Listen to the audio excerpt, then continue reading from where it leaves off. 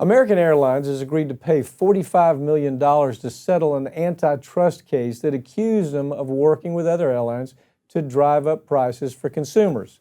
No surprise here. The idea of deregulation has this going on every day. The latest is they want to see how they can pack in more people into into an airplane, make it as uncomfortable while they're raising prices.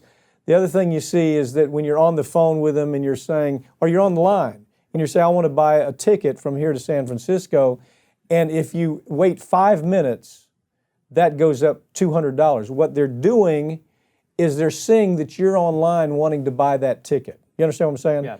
In other words, they see, okay, we see activity, and because of that activity, we're going to raise prices. And it literally sometimes is you're going to buy the ticket itself, and as you're trying to buy the ticket, the price is jumping up because it is, as you might imagine, a deregulation scam.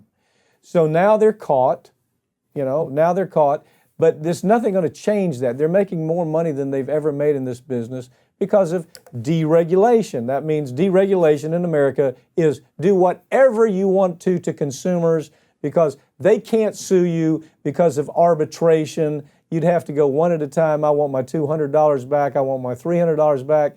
And to do that for an arbitration, you're going to spend about $10,000 to get your $200 back.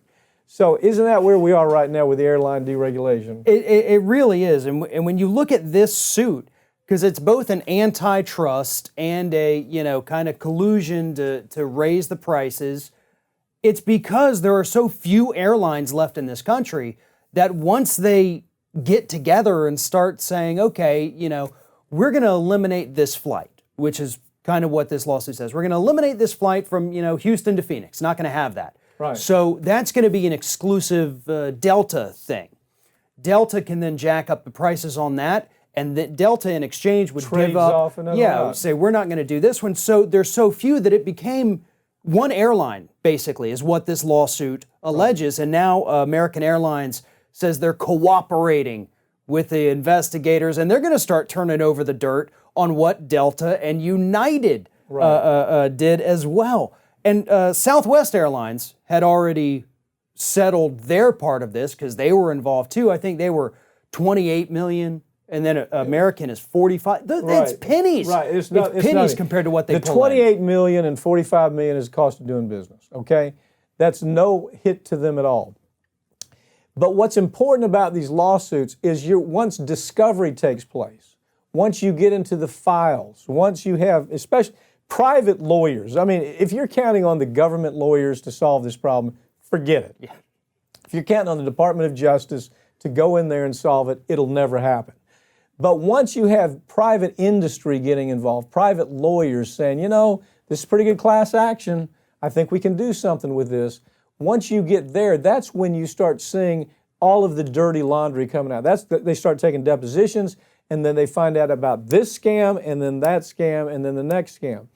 There are so many of these stories coming out about airlines right now. It's almost monthly, there's some new thing. And really the latest thing is, and you ought to do this just for the fun of it, just to see what I'm talking about.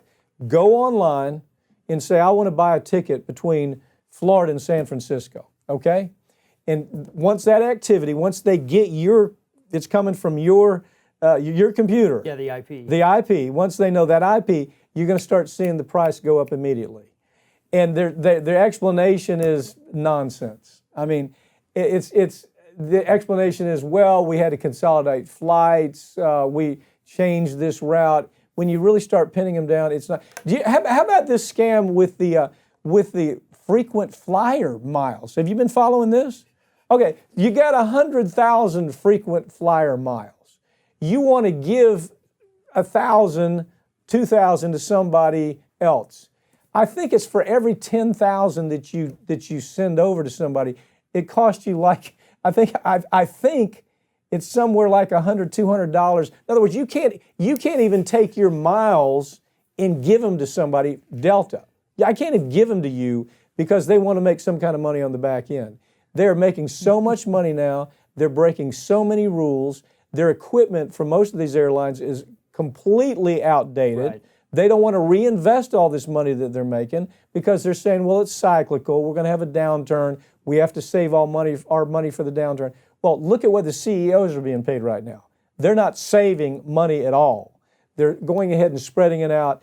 And right now, the biggest thing that we see as they're in this money frenzy, safety of flying becomes more and more of a problem. Absolutely. And you know, when you talk about how much money the CEOs are making, how much they're ripping off consumers, we have to take into account here too, the pilots are not making much money for what they do. The flight attendants, they don't even start getting paid until that flight door is closed. So everything they're doing before they close that door, they don't get paid, and yet they are required as part of their job to do those things off the clock. And when you land and that door opens, you're off the clock again. What does that sound like to you? Doesn't it sound like the Walmart case? It does, absolutely. Doesn't it sound like where Walmart, where they're not paying for overtime, they're not paying for the time that people are actually, but Walmart was a good example of what you're talking in a different way, but it tells the story. Joe, I know this is your lunch break. Come on and help us anyway. We can't pay you. Yeah. Joe's thinking, well, if I don't do that, I'm going to lose my job. That's what this is. The corruption in the airline industry right now is at an all-time high. Well, and it's because your only other option is go get in your car and drive for 2 days if you want to get from Florida to Seattle, or 3 days, really. Farron, try this, and I'm telling you, go online, try to buy a ticket, and watch how the prices start ginning up just as soon as that happens. Dead for weeks at a time. The price is the same. All of a sudden, boom, you start looking, the price starts going up.